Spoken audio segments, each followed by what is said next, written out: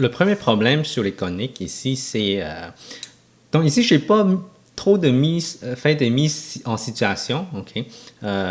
Parce que la plupart du temps, les coniques, on s'en sert sur astrologie. On s'en sert beaucoup, beaucoup sur astrologie. Okay? C'est sûr que dans d'autres cas, ça peut exister dans notre vie aussi. Là.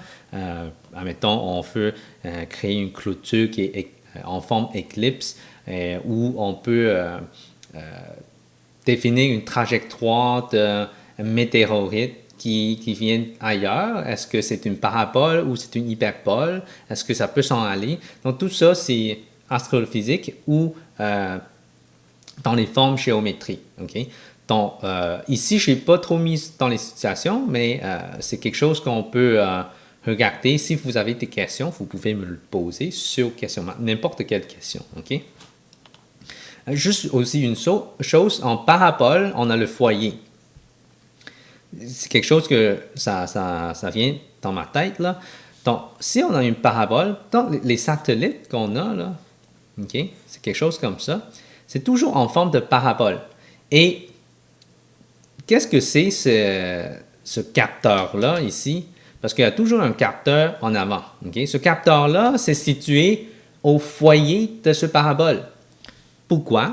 Parce que toutes les ondes qui viennent, okay, ça va frapper le disque et ça va refléter au foyer. Toutes les ondes, okay, qui viennent de parallèle, qui viennent de très loin, ça reflète tout le temps au foyer.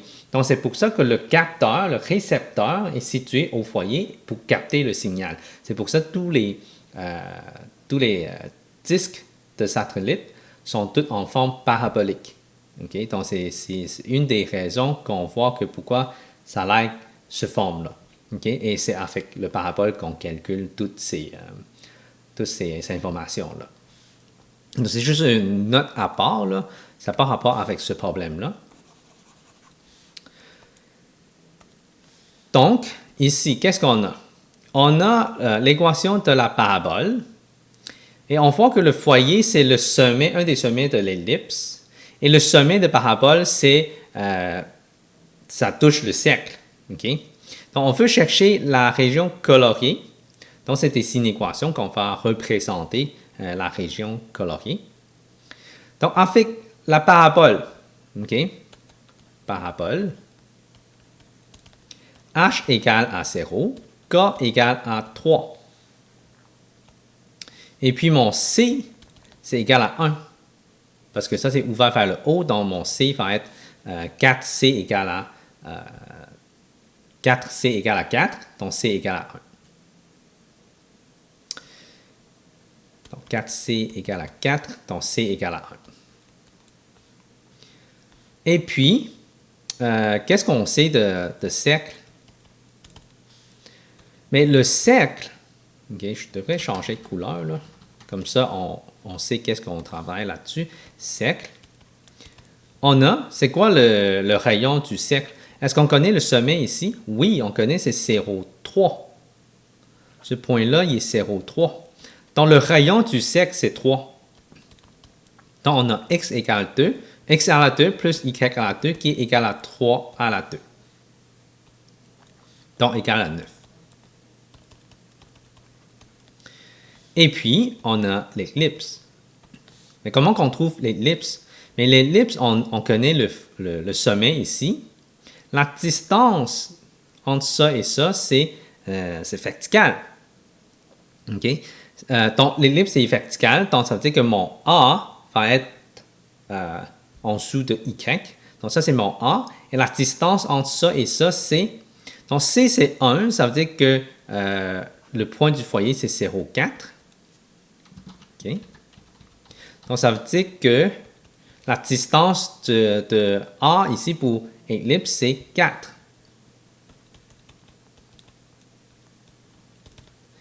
A égale 4. Mais c'est quoi P? P, c'est la distance entre ici et ici. En effet, c'est le rayon du cercle. Donc, c'est 3. Donc, la règle qu'on a ici, c'est x à la 2 sur mon P, ce qui est 3 à la 2, donc 9, plus y à la 2 sur mon a à la 2, ce qui est 16, qui est égal à 1. OK? Donc ça, c'est la règle de l'éclipse. Mais avec ça, on peut regarder l'inéquation parce que c'est une région colorée. Donc, c'est en dedans de l'éclipse, mais en dehors du cercle. OK? Donc, on a comme ça comme réponse. Oups. X à la 2 plus Y à la 2. En dehors du cercle, donc c'est plus grand ou égal à 9. Et puis, X à la 2 sur 9 plus Y à la 2 sur 16. Ça, c'est en dedans, donc c'est plus petit ou égal à 1. Donc, il y a un égal parce que ce sont toutes des lignes pleines. Et ça, c'est la réponse de la région coloriée ici. Ça représente les deux inéquations. Donc, si je regarde ce problème-là, le cercle a un rayon 2 et un centre situé au foyer de l'éclipse. L'éclipse est centrée à l'origine avec un grand axe de 10 et un petit axe de 6. Détermine la longueur de la corde AP. Bon, pour chercher AP, la distance entre A et B, premièrement, il faut trouver l'équation de cercle et l'équation de ellipse. Et moi, je trouve que l'équation ellipse est plus facile parce que le cercle, il n'est pas centré. Donc, l'équation de l'éclipse, c'est comme ça, parce que c'est horizontal, donc A, c'est en dessous de X. OK. Est-ce qu'on connaît A et B? Oui, on connaît A et B. Un grand axe de 10 et un petit axe de 6. Donc, ça veut dire que ça, c'est 5 et A, c'est 5 et B, c'est 3.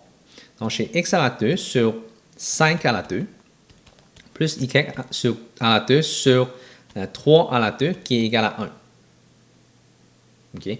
À cause que 2A égale 10, A égale 5, 2B égale 6, donc B égale 3. Hein? C'est comme ça qu'on a le 5 et 3. Donc, une fois qu'on connaît A et B, on peut-tu trouver C, le foyer, parce que le centre du cercle, c'est situé au foyer de l'éclipse. Donc, on a besoin de C. C'est quoi? Pour l'ellipse. Okay? Tout ça, c'est ellipse. Donc, la formule, c'est A à la 2 égale B à la 2 plus C à la 2, la relation de Pythagore. Et A, ce qui est le côté le plus long. Okay? Donc, on a 25 qui est égal à 9 plus C à la 2. Donc, on sait que C à la 2 égale 16, donc C égale à 4. Donc, on a C qui est égal à 4. Ça veut dire que ce point-là, c'est 4, 0. Donc, ça, c'est le centre du cercle. Okay? Donc, on va faire le cercle. C'est X moins H à la 2 plus Y moins K à la 2 égale rayon à la 2. Okay? Ça, c'est la règle. Okay? Est-ce qu'on connaît H et K? Oui, c'est 4 et 0. Donc, X moins 4 à la 2 plus Y à la 2, parce que K, c'est 0. Donc, qui est égal au rayon à la 2. Mais c'est quoi le rayon du cercle? Okay? On connaît le rayon du cercle, ce qui est 2. Donc, c'est 2 à la 2, donc ça donne 4. Et voilà, ça c'est la règle du cercle. Donc, on a la règle de l'éclipse et la règle du cercle. Là, après ça, on regarde, c'est quoi le point A? La distance parce que ce point-là, ici, c'est 5, 0. Hein? Parce que la grande axe de l'éclipse, c'est 5. Donc, on a 5, 0 pour ce point-là. Ça veut dire que A, c'est aussi 5 quelque chose. B aussi, c'est 5 quelque chose.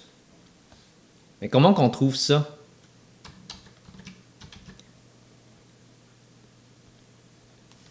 Comment qu'on trouve ça? Si on connaît X, on peut trouver Y à partir de la relation du cercle. On remplace X par 5 et on cherche la valeur de Y. Et c'est ça qu'on va faire. Donc, 5 moins 4 à la 2 plus Y à la 2 égale à 4. Donc 5 moins 4, ça donne 1. 1 à la 2, ça donne 1. Donc 4 moins 1, y à la 2 égale 4 moins 1. Donc ce qui est 3. Donc y égale à 3.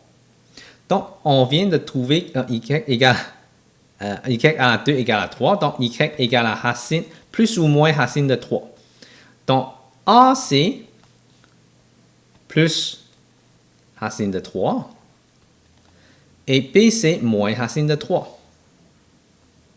Mais c'est quoi la distance entre les deux?